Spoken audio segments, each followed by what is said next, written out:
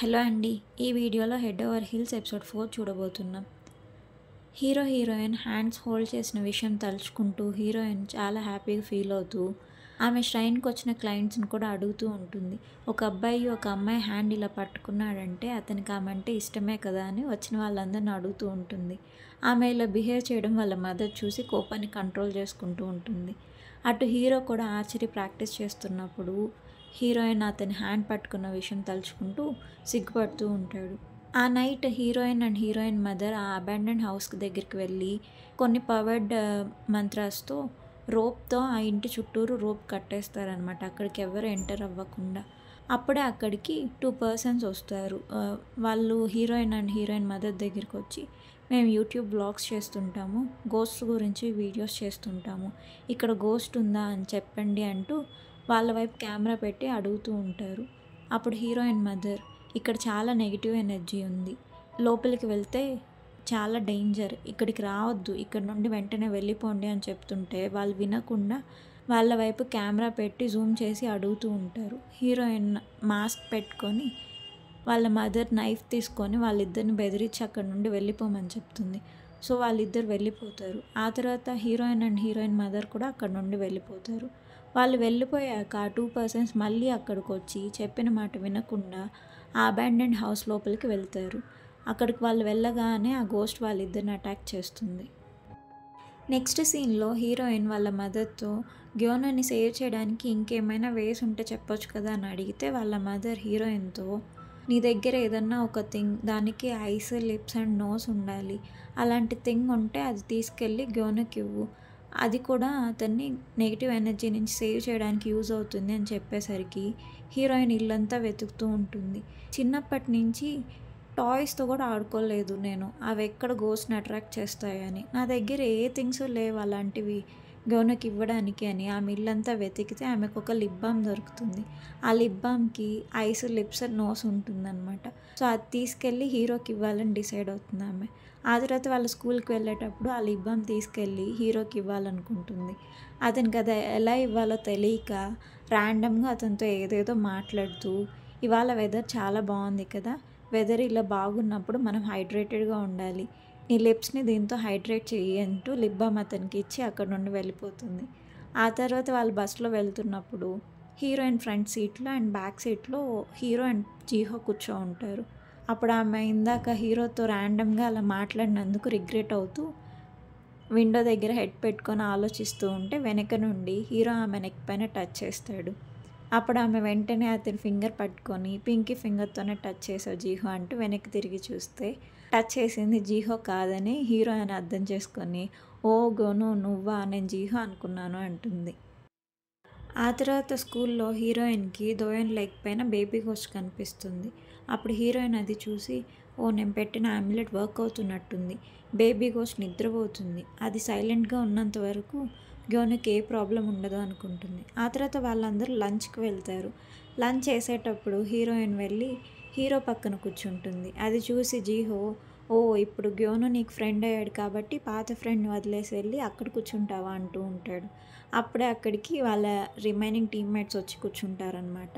వాళ్ళందరూ కలిసి లంచ్ చేస్తూ ఉంటే ఆపోజిట్ టేబుల్ దగ్గర జిన్నోంగ్ అండ్ అతని ఫ్రెండ్స్ కూర్చొని లంచ్ చేస్తూ ఉంటే జిన్నోంగ్ లెగ్ దగ్గర అతని పప్పీ గోస్ట్ కనిపిస్తుంది హీరోయిన్కి. అది చూస్తూ ఆమె స్మైల్ చేస్తూ ఉంటుంది.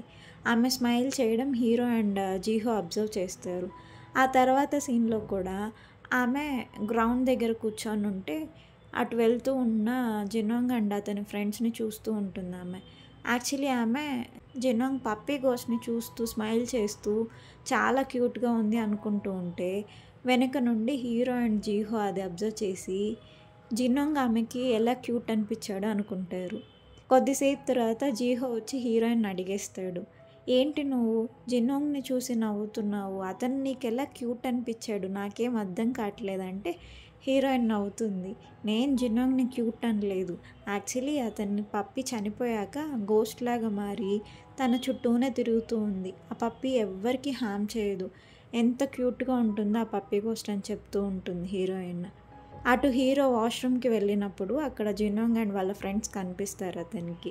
హీరో జిన్నోంగ్ని మొత్తం చూస్తూ అబ్జర్వ్ చేస్తూ ఇతను ఏ పాయింట్లో సొంగాకి క్యూట్గా కనిపించాడు అనుకుంటూ ఉంటే వాళ్ళు స్మోక్ చేస్తూ ఉంటారనమాట.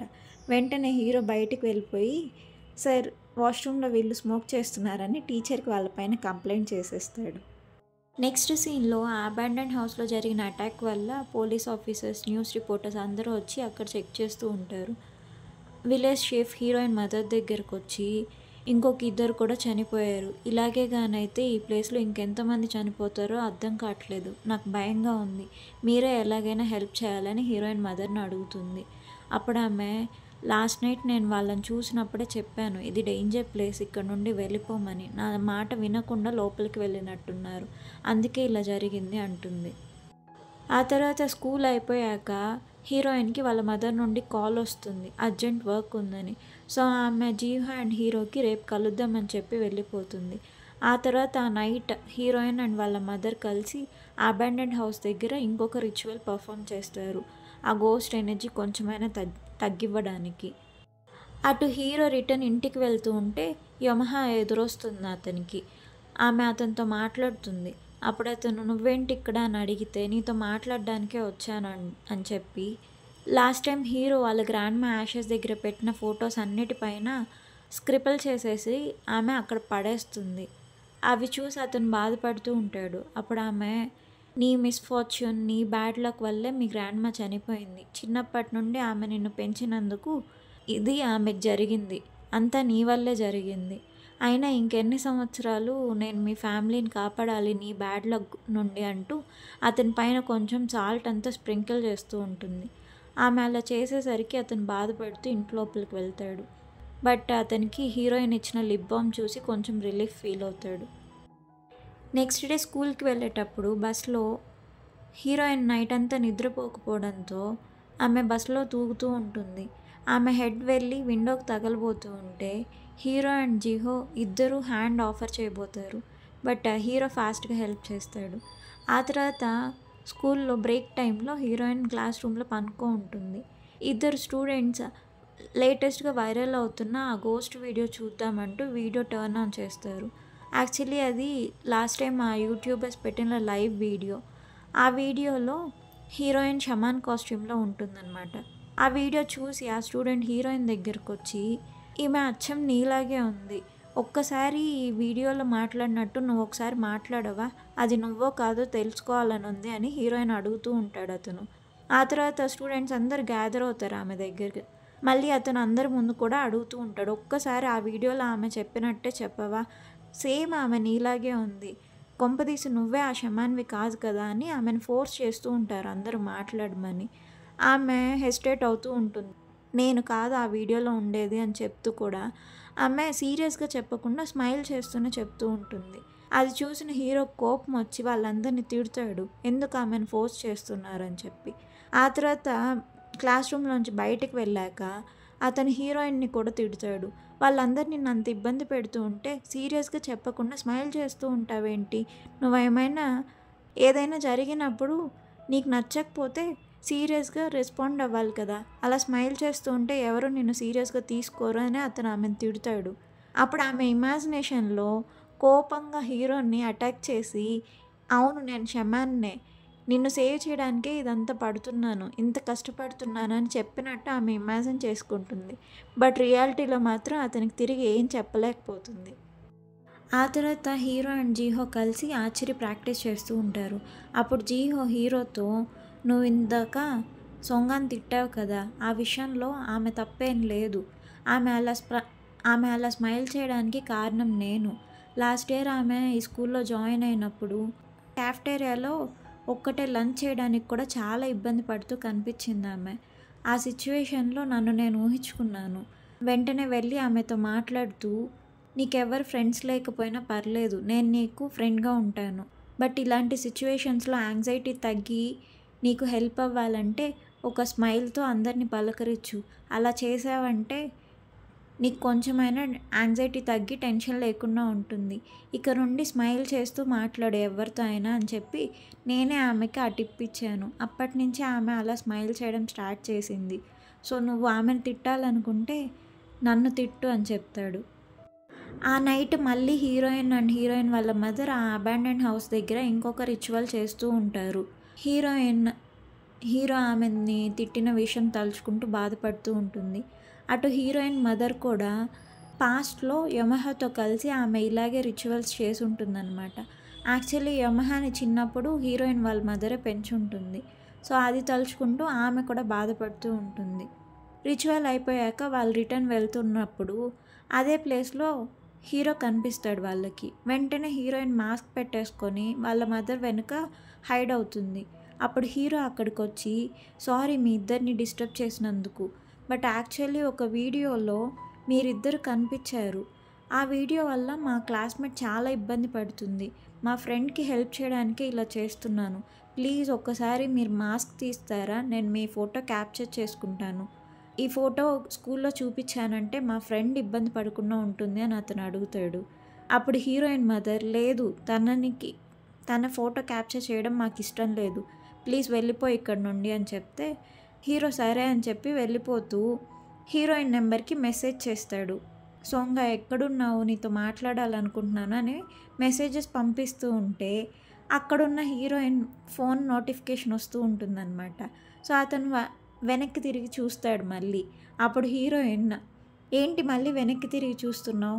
వెనక్కి తిరిగి చూడకుండా స్ట్రైట్గా వెళ్ళిపో. వెనక్కి తిరిగి చూసావంటే కళ్ళు పీకేస్తా అని గట్టిగా అరుస్తుంది అతన్ని. సో అతను కామ్గా వెళ్ళిపోతాడు అక్కడి నుండి. ఆ తర్వాత హీరోయిన్ మాత్రం హీరోని అలా తిట్టినందుకు బాధపడుతూ ఉంటుంది. అప్పుడు వాళ్ళ మదర్ అదంతా చూసి ఆ రోడ్లో ఉన్న క్లాత్ షోరూమ్కి తీసుకెళ్ళి సోంగా ఆ డ్రెస్ చూడు చాలా బ్యూటిఫుల్గా ఉంది. వెంటనే నీ డ్రెస్ చేంజ్ చేసుకో, ఆ డ్రెస్ కొనిస్తాను అని చెప్తే ఆమె ఆ డ్రెస్ వేసుకుంటుంది. ఇప్పుడెందుకు సడన్గా నాకు డ్రెస్ కొనిచ్చావని వాళ్ళ మదర్ని అడిగితే వెళ్ళి గోనుని మీట్ అవ్వు అని చెప్తుంది వాళ్ళ మదర్. సో హీరోయిన్ వెంటనే హీరోకి రిప్లై ఇస్తుంది. గోను ఎక్కడున్నావు, నేను నిన్ను మీట్ అవ్వాలనుకుంటున్నాను అని చెప్తే అతను పక్కనే ఉన్న పార్క్లో ఉన్నానని చెప్తాడు. సో ఆమె వెంటనే ఆ పార్క్ దగ్గరికి వెళ్తుంది. హీరోయిన్ పార్క్ దగ్గరికి రాగానే హీరో మార్నింగ్ స్కూల్లో నిన్ను అరిచినందుకు సారీ అని చెప్తాడు. అప్పుడు వెంటనే పార్క్ దగ్గర పవర్ కట్ అవుతుంది. సో అలా చీకట్లోనే వాళ్ళు అక్కడ కూర్చొని మాట్లాడుకుంటూ ఉంటారు. డార్క్నెస్లో హీరోకి అట్రాక్ట్ అవుతూ చాలా గోస్ట్ దగ్గరికి రాబోతూ ఉంటే హీరోయిన్ అది అబ్జర్వ్ చేసి వెంటనే అతని హ్యాండ్ పట్టుకుంటుంది. అతనితో మాట్లాడుతూ నాకు డార్క్నెస్ అంటే ఇష్టం ఉండదు. చిన్నప్పుడు నేను చీకట్లో భయపడితే ఆ నైట్ అంతా మా మదర్ నా హ్యాండ్ పట్టుకొనే ఉంది అని అతనితో మాట్లాడుతూ ఉంటుంది. చిన్నప్పుడు జరిగిన విషయాలు ఆమె చెప్పడంతో హీరో కూడా అతను చిన్నప్పుడు జరిగిన విషయాలు చెప్తూ ఉంటాడు. చిన్నప్పటి నుండి నాకున్న బ్యాడ్ లక్ వల్ల నేను చాలా షమాన్స్ని మీట్ అవ్వాల్సి వచ్చింది అని చెప్తూ యమహా అనే షమాన్ అతన్ని ట్రీట్ చేసిన విషయం చెప్తే అదంతా విని హీరోయిన్ బాధపడుతూ అతన్ని హక్ చేసుకొని చిన్నప్పటి నుండి నువ్వు చాలా కష్టాలు పడ్డావు, ఇక నుండి మాత్రం నేను ఎప్పుడు నీకు సపోర్ట్గా ఉంటాను అని చెప్తుంది. అప్పుడే పవర్ తిరిగి వస్తుందన్నమాట. నెక్స్ట్ సీన్లో హీరోయిన్ వాళ్ళ మదర్ ఆ ఫ్లవర్ మాస్టర్ షమాన్ దగ్గరికి వెళ్ళి యమహా గురించి అడుగుతుంది. అతను యమహా నెంబర్కి కాల్ చేస్తే ఆమె లిఫ్ట్ చేసి నేనేం చేస్తున్నానో ఆమెకెందుకు, నేనేం చేసినా ఆమెకు అవసరం లేదు, నా గురించి కనుక్కోవడం మానేమని చెప్పు అని చెప్తుంది ఆమె ఫోన్లో. అలా చెప్పి ఫోన్ పెట్టేసి ఆమె మళ్ళీ ఆ అబాండెండ్ హౌస్ లోపలికి వెళ్తుంది. ఆ నైట్ హీరోయిన్ మదర్ హీరోయిన్ని హెల్ప్ అడుగుతుంది రిచువల్ చేయడానికి అబాండెండ్ హౌస్ దగ్గర. సో ఆ రిచువల్ కోసం కావాల్సిన కొన్ని థింగ్స్ తీసుకొని ఆమెను అక్కడికి రమ్మని చెప్పుంటుంది వాళ్ళ మదర్. రిమైనింగ్ మెంబర్స్ కూడా వస్తారు, నువ్వు ఫస్ట్ వెళ్ళి అక్కడికని చెప్పుంటుంది. సో హీరోయిన్ ఆ ల్యాంటర్న్ థింగ్స్ అన్నీ తీసుకొని రిచువల్ హౌస్ దగ్గరికి వెళ్తుంది, అబాండెండ్ హౌస్ దగ్గరికి వెళ్తుంది. ఇంతలో అక్కడ లోపల ఎవరికి తెలియకుండా యమహా ఇంకొక రిచువల్ చేస్తూ ఉంటుంది. హీరోయిన్ని చూసి ఆమె బయటకు వస్తుంది. హీరోయిన్ ఆమెను ఎవరని అడిగితే మీ మదర్తో కలిసి రిచువల్ చేయడానికి వచ్చాను, ఆ టీం నుండే వచ్చాను, నేను కొంచెం ఎర్లీగా వచ్చానని అబద్ధం చెప్తుంది ఆమె. సో హీరోయిన్ ఆమె మా మదర్కి తెలిసిన ఆమెడే మాతో పాటు కావాల్సిన రిచువల్ చేయడానికే వచ్చింది అనుకుని ఆమెతో మాట్లాడుతుంది. అప్పుడు ఆమె నువ్వు చాలా పవర్ఫుల్ షమాన్లాగా కనిపిస్తున్నావు, ఫేమస్ డ్యాన్స్ రిచువల్ తెలుసా నీకు, మన ఇద్దరం కలిసి చేద్దామని అడుగుతుంది. సో హీరోయిన్ ఓకే చెప్తుంది. అలా వాళ్ళిద్దరు కలిసి ఆ రిచువల్ డ్యాన్స్ పర్ఫామ్ చేస్తూ ఉంటారు. అటు స్కూల్లో ఆర్చరీ ప్రాక్టీస్ అయిపోయాక కోచ్ రిమైనింగ్ ఆర్చరీ స్టూడెంట్స్ అందరితో గ్యోను చాలా బాగా ఆర్చరీ ప్రాక్టీస్ చేస్తాడు. అతను ఇంతకుముందు చాలా గోల్డ్ మెడల్స్ విన్ అయి ఉన్నాడు. మన టీంలో అతను జాయిన్ అవ్వడం మనమందరం చాలా లక్కీ అని హీరోని టీం అందరికి ఇంట్రడ్యూస్ చేసి, మన టీమ్ ట్రెడిషన్ ప్రకారం టీంలో ఎవరు కొత్తగా జాయిన్ అయినా కూడా ఒంటరిగా ఆ అబాండన్డ్ హౌస్ దాకా వెళ్ళి మళ్ళీ రిటర్న్ రావాలి. అలా రిటర్న్ వస్తేనే వాళ్ళు సక్సెస్ అయినట్టు అని చెప్తారు. సో, హీరో టార్చ్ లైట్ తీసుకొని అబాండన్డ్ హౌస్ దగ్గరికి వెళ్తాడు ఒక్కడే. అతను అక్కడికి వెళ్ళి చూసేసరికి హీరోయిన్ యమహతో కలిసి ఆ రిచువల్ డ్యాన్స్ చేస్తూ ఉంటుంది. హీరోయిన్ ఫేస్‌కి మాస్క్ కూడా ఉండదనమాట. సో, అతనికి అర్థమవుతుంది హీరోయినే ఆ షమాన్ అని చెప్పి. అలా ఎపిసోడ్ 4 ఎండ్ అవుతుంది. తర్వాత ఏం జరుగుతుందో నెక్స్ట్ ఎపిసోడ్‌లో చూద్దాం. Thank you for watching.